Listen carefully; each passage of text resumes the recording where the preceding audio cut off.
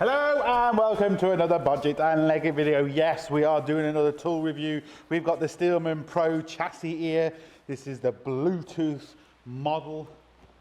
And what this has over a lot of them is you have a graph. So you have essentially like an oscilloscope and you can change the graph. I'll go through everything, but rather than just listening to something, you have a physical graph, which is absolutely fantastic. It works off your phone and off the PC. So there, we're going to go see exactly what you get in the kit, and then we're going to show you what it looks like when we use it. Sorted. Right, okay, here you go. This is essentially what you get with the kit. Now, Hubitools were kind enough to send this to me, and yeah, to do a review on it. I've been using it over the last, I've had it now for, I don't know, maybe a month and a half, and I've been using it. There's some things I love about it, and there's some things I don't like about it, so we'll go through all them things. But before we go that, we'll just kind of show you what we've got. And I like the way it's all kind of put together. One thing I don't like is we have two empty holes here and two empty slots there. Now my OCD just doesn't like that. You get 4 Bluetooth ears with the machine, but you can actually use 6, and we have to fill these holes. We can't have these holes empty because it's just not right. So we will sort that out. But essentially what we get is 4 of the actual Bluetooth modules. Now they are color coded, and they're color coded for a reason. You'll see it on the graph. What you do have to do is, and I didn't realize at first, is this is the charging unit. So this whole thing here, when you put these in, you're actually charging these little Bluetooth modules. And as you can see, I thought that was in. I put them all on charge, and then when I came to use it the first time, only like one of them would work, because I realized it wasn't actually on charge. You really do have to press down quite hard to actually get that in. Maybe that's just because they're new, I'm not sure. And what you do then is, depending on which one you want, so you plug it into the actual clamp, and you'll see it actually turns on. Now it's going to flash red because we haven't got the computer connected up. You put this on to whatever you happen to be working on, whether it's wheel bearings, suspension parts, injectors, anything like that. There is tape. You get this special kind of Velcro tape, and you can also get some cable ties to put it down properly.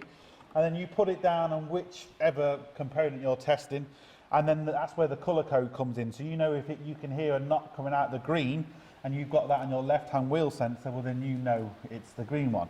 You can also name each individual one, so as you're doing it, you can put the green one and you can name it as anything you want as you're driving down the road. That also helps. I like that about it. They only turn on as you put them in the clamps, and I would kind of prefer if you could switch it on kind of when it's out of the clamp, because it just makes it a little bit smaller. But that's, again, it's not really that of a big deal, to be fair, because maybe the vibrations, it works better through the clamp. But yeah, and this one, again, similar thing. Rather than a clamp though, this has like a pointer on it. So when you clip it in, it'll turn on. And let's say you have a noisy alternator or a noisy pulley idler, and you want to try and figure out which one, you can actually put this to the points wherever it is on the engine. This is like a stethoscope. That's kind of handy. You know, you don't have to have it on the clamp. You can put this in different places around the engine. So I like that. This is our Bluetooth adapter, which obviously allows these Bluetooth modules to communicate with our computer. Then in this one, like I said, we have some cable ties, some Velcro straps. These are the extra 2 colors for these 2 places here. They do have to be filled. And now the headphones. Now the headphones are okay. You know, they're okay, they work. If you do have a set of slightly better headphones, you can obviously use them. I mean, they work, but yeah, you know, they're not exactly the best ones out there. But at the end of the day, they do what they're supposed to do, I suppose. So there you go. So that's what you get in there. Now what I'm going to have to do is I'm going to have to put this back, because I had this on my diagnostic box. Put this back, and we'll go through the actual software, how to pair these up, because I did have a problem with these originally, and it was actually my fault. So I'll go through how you pair them up and all that stuff. So yeah, sorted. So the original mistake I made, I only paired one of the devices at first, because I got it, I was excited, and I wanted to get it working. So I only paired one of them. And I went onto the software and I was using it. you know, getting some stuff out of it. Oh, that's great. So what I'll do now is I'll pair the other three. So I paired the other three together, and the problem is, when I reset, so I turn the software off and put it back on again, I could only either get one working or these three working. And I was like, what the hell is going on? So what I did, and it's very, very simple, so I paired them all together. What you actually need to do is, if you come over here, you can actually right click on it, and as you can see, we can mute it, delete it, we can rename it, we can do anything we want with it. So we can rename this as blue, pink, whatever we want. So I deleted them all just by pressing delete. We'll actually do it now, just to show you how easy it actually is. Let's just turn off the software. So we'll just delete it all and show you just how easy it is to actually recognize these. So we'll unpair them. Unpair them all.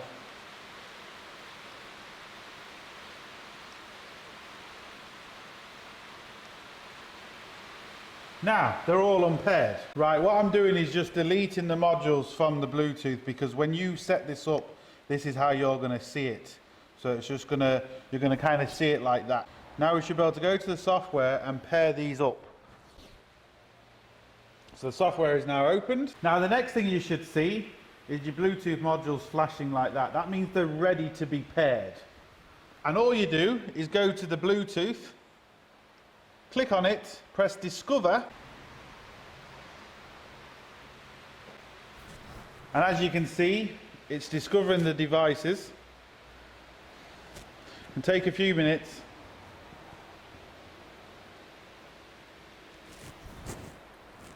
And this is where I messed up originally. I just turned one of them on, and then I did it this way, and then I turned another three on. And as I reloaded the program, it would only either load three of them or one of them up at one time. So I just deleted everything like I showed you, and then I redid it and just pressed discover. Now, as you can see from this, we have different numbers on the screen. And at the back of each module has its own number, which the lights, you can just maybe see it there now. You can't really see, but you don't really need to know because your numbers are going to be different. So I've got the red one over there, so I need to match the number and click red or white, green, whatever the case may be. So I know the top one is red, so I'm going to select channel 1, and it's selected as red, as you can see there. So I know that that one is now red. I'm going to go along with all the others until I've got them all worked out. So we know that's channel 1, that's okay.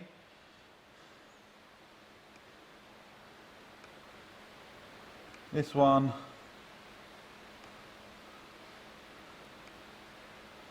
not channel 4 because this one is white. So what one is white? White is channel 3, which is that one. Then we've got green. Is that channel 2? I'm not sure, but we'll soon find out. Yeah, green is channel 2, so that number, actually no, sorry, I got that wrong. This is channel 2. So there we go. And all that's left now and is channel 4. And there we go. So I now have the right numbers matched up with the right colours on my Bluetooth modules. And that's it. Connect device. Select which you want to use, our speakers or whatever on our computer. Hold on. There we go. Now, you know when you've got it right, or when they're paired, because as you can see, they flash blue. Now, the reason why I'm going through all this, because when I originally put the picture up, someone came down and they said, oh, I couldn't do this, and I couldn't get this, and I couldn't get that, and I couldn't get this. So this is why I'm showing you essentially how to connect them. It is very, very simple. You can see the light flashing blue there now. Very, very simple. So this is channel number 4. So if I click on that, as we can see, we have, if I tap this now, we're going to get, I'm just tapping it on my hand, but if I tap it on something,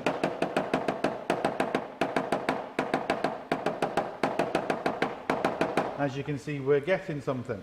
Now, I did have a bit of hassle registering the dongle. So the Bluetooth module, which we're going to go back into now, just so you can see, which is here. I did have a problem with that, I must admit, but when I contacted Hubitools, they got it all sorted out. It was a bit of a palaver, but they're now going to contact Steelman and they're going to get this sorted. It was a Steelman issue, not a Hubitools issue. But as you can now see, we have each line going to each module, and you can see there's like a red dot flying across the screen, so we know we're working. So once you get that, you know you're actually okay. As long as you essentially register all 4 dongles at the same time, like I did, you're going to see we're going to have absolutely no issue. Let's turn on to the white channel.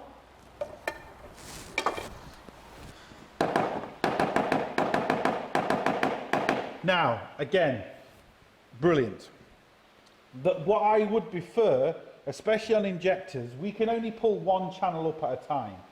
Now, especially on injectors, I would prefer to have all 4 channels up together. And let's say one of your injectors is sticking, you might see like a spike compared to the other 3. So that's just a software issue. I'm sure they'll be able to kind of get that better with different software and stuff.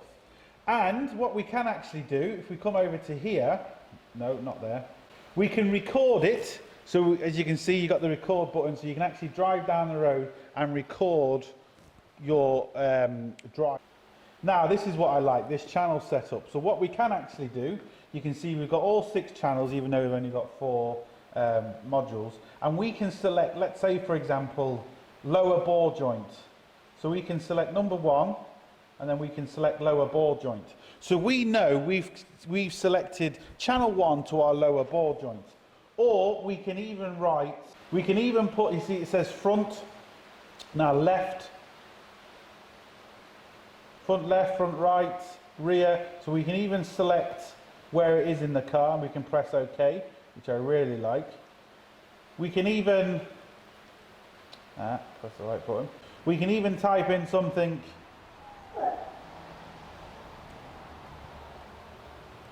like that. So you can even type in something, you know, that isn't even on the list if you put it in a weird place or something like that. So that's kind of handy. So when you drive down the road, you can look back at your data. If you've got everything, if you've taken them all off the car and you couldn't remember, damn, where did I put channel number? Now, I don't know exactly what I missed there, but hopefully I'm going to catch everything now. So yeah, you can list each individual one, which is handy. We can have a digital view or an analog view. I prefer this view because it even says at the bottom it gives your, you know, it gives you best of both worlds really. You can fine tune it depending on what you're actually doing. I've just left it all standard. You can change the graph, so we can have different graphs. We can have a bar graph, FFT graph, and then spectrum. Oh, I didn't get that.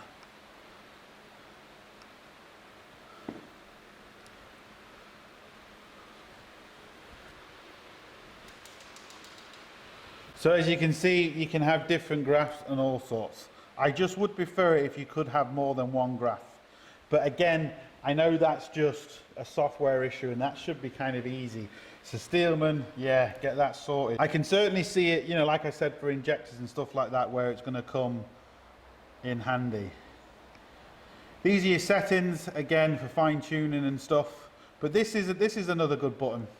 So if you've got a lot of background noise, let's say you're working in a place, let's say you're in a factory or anything like that, and there's a lot of background noise, you can actually kill the background noise. So if I stop moving, see, and I press that again, that'll kick on. And then, you know, we've got background noise, click that off. We don't have background noise, and it just kind of concentrates more on the noise you happen to plug that into. So that's handy as well. So that really is a quick overview of the software, Like I said, there is things I don't like about the software, but I'm sure, you know, once they kind of get on this and a few more people actually get this, I'm sure, you know, version 2.0 is going to be better software and stuff like that. But that's how easy it is to actually connect these modules. It is very, very easy, but just connect them all four together, you know, without a doubt. And also the registration, yes, I admit that was quite annoying, but we got it. Hubitools contacted Steelman. Like I said, it was a Steelman issue. They've got it sorted, and they said they're gonna make sure this doesn't really happen again, because nobody needs that sort of hassle. So that really is it. The next thing to do is actually show this on the vehicle. So that's what we're going to do next. We're going to show as many different vehicles and as many different things as we can, and you can get an idea of how this puppy works. Lovely, sorted. Right, for this particular kind of demonstration, we're going to be just using two channels. I'm using the white and the green, but that doesn't really matter. I'll show you what the channels mean on the actual software in a second. Now, we do have a noise. We have a suspension noise. And I said I'll do it on this car because it's a prime example. We have two lower wishbones that are completely shot. I've replaced one, brand new one, so that's brand new. That should give us kind of like a baseline of what a good one should be. And then we've got the bad one there still. So rather than me putting them on both a good or both two bad ones, we're going to see a good one and a bad one. Now, you can't go off the noises and the peaks that I'm going to show you, but it'll give you an idea. I'll show you why this one is bad, and yeah, we'll get cracking. Now, I did try to put a camera under here and drive down the road, but it's snowing and there's snow and sludge everywhere, and it just blocked the camera, so unfortunately I can't. But we're still going to see the actual the waveform and listen to the noise inside anyway. It just would have been nice having a camera pointed there, but I can't do that. Not the end of the world, but there you go. Now, hopefully you can see that movement I've got there. I need someone else holding the camera, but there we go. So I'm going to strap one to this one, which is the bad one, and one to the good one, and we should see a difference. And hopefully through the headphones, I'm going to try and share the headphones with the camera mic, so you can actually see or you can actually hear what's going on, as well as physically seeing it on the screen as well. Right, hopefully this is all coming through. I've got my two channels. We've got green and we have white. Now, the green channel is on the good side and the white channel is on the bad side. So what I'm going to do is I'm going to try and drive around in a circle in my yard, because I just can't, well, I might have to go outside, but the yard's rough enough and hopefully it should pick it up. I'm going to put my microphone between my ear and my headphones, and then hopefully you can actually hear the difference. So microphone is there now. Hopefully this is going to work. So as I go around, we can hear essentially nothing. That kind of waveform is more or less doing nothing, just kind of going up and down. Now, let me change it to the white one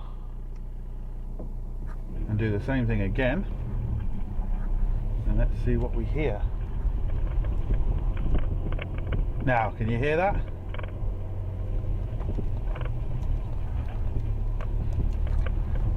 We can see it's a hell of a lot more choppy. I don't know if the sound is coming through properly on the headphones.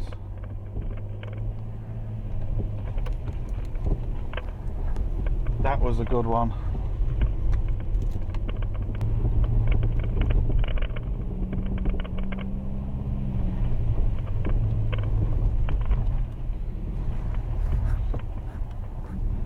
Now hopefully you can actually hear that coming through the headphones. You can kind of hear it, and you can see just how choppy the actual waveform looks. compared to the other one.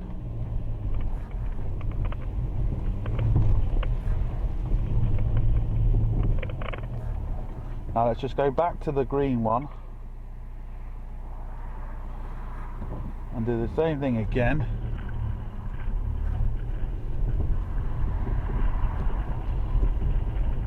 Now I can still hear the noise inside the car. The microphone might be picking up that, but as you can see from the actual waveform itself, it's a lot steadier and you can't hear that thud in the headphones. Hopefully the microphone is picking this up, but as you can see, it's just a lot more. The microphone also might be picking up the actual noise I can hear inside the car.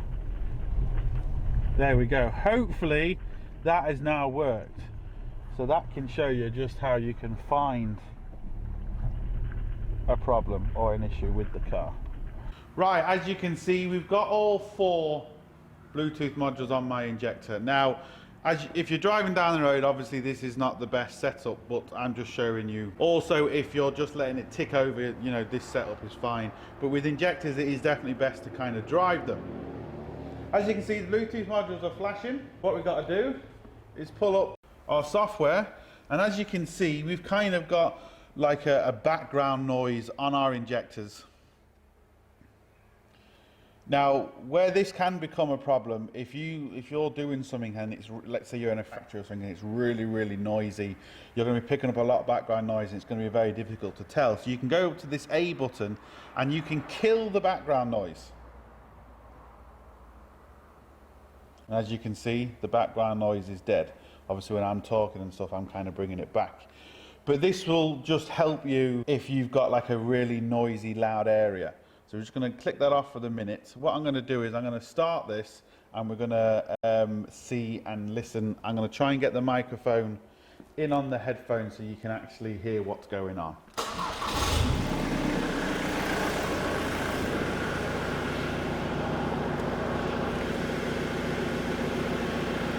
Right, so as you can hear, it is obviously very noisy, and we've kind of got a flat line.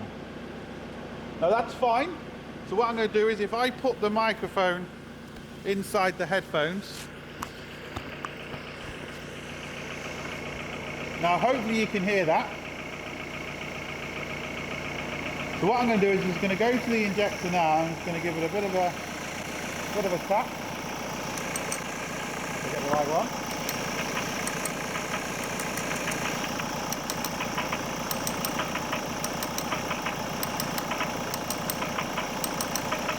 Now as you can hear, when I was tapping that, you could hear a different noise altogether.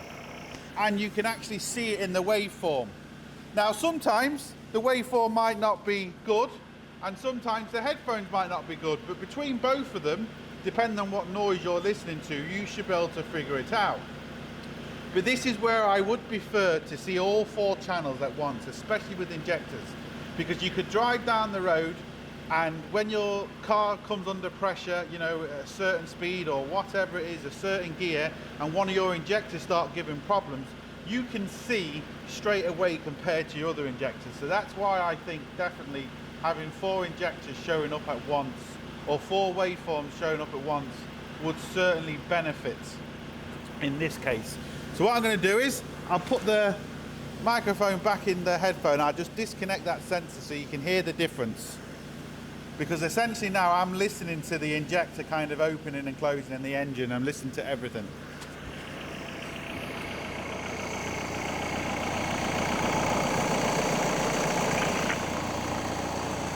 Now, as you can hear, absolutely nothing, dead quiet. And if I hit it,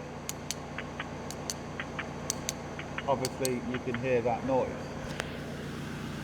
So especially with something like this, you're driving down the road, car starts missing, your car starts spluttering or anything like that, you should be able to see a nice spike in your waveform. And then depending on what colour you've got on your injector, then you can tell what injector that is, and then you can do your diagnosis from there.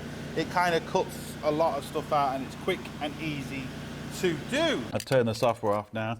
So hopefully that gives you an idea of, you know, what you would kind of hear if you're looking for an injector. You will kind of hear something. If an injector's sticking or if it's not firing, you will hear a difference compared to the other two. Like I said, depending on where you are, depending on your environment, the waveform might not show it, you know, like massive spikes, and then you can kill the background noise, which will help. Then obviously the listening through the headphones helps. So it all kind of helps together. It just depends what you're testing and absolutely everything. So that's essentially another test you can do with it. And, you know, it is very simple. Once you mess around with these things, you will kind of get used to them. So right, what I'm going to do now is I'm going to get a petrol car because I don't want to start disconnecting these injectors.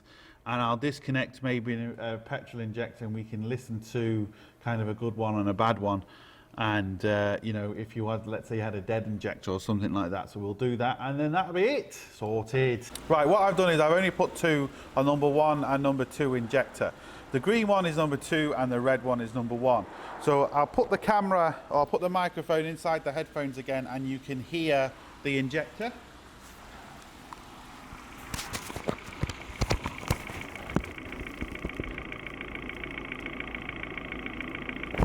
So hopefully you heard that kind of the injector opening. What I'm going to do now is I'm going to disconnect number 1 and you will hear like a dead injector. So if you was driving down the road and you couldn't hear this, would you know that injector is dead? Or if it's sticking, you would hear a spike again.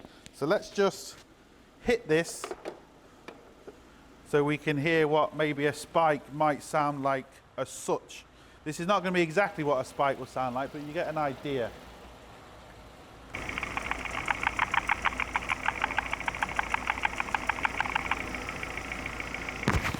Hopefully you heard that, and you'd also see the spike on the actual graph or the waveform go up. So I'm going to disconnect number 1 now, and let's see what it sounds like. So we switch it over to number 1. And before anyone asks, this is my car, so I'm not doing this to a customer's car.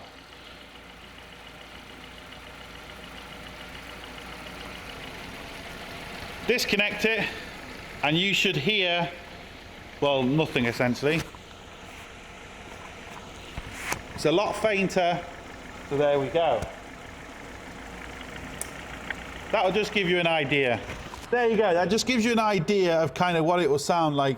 Now this is not obviously perfect. When you get a sticking injector and the car kind of lurches, you will see a big spike and you will hear a completely different noise. At least this way, if you've got a dead injector and you maybe can't get to the plugs to disconnect them to see exactly which one it is, because don't get me wrong, sometimes you can disconnect the plug if the car, you know, starts missing worse, or if it cuts out, you know, that's maybe not the one. But at least with these you can actually put them on and you can hear the difference, and it really will kind of pinpoint a lot quicker what your problem is. And there's going to be loads and loads of more reasons and more uses for these.